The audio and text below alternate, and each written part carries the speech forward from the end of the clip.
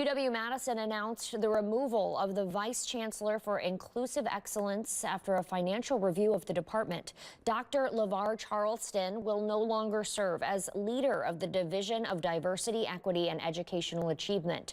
Charleston will return to his backup position as a clinical professor in the School of Education. The university says students should not be directly impacted by the change.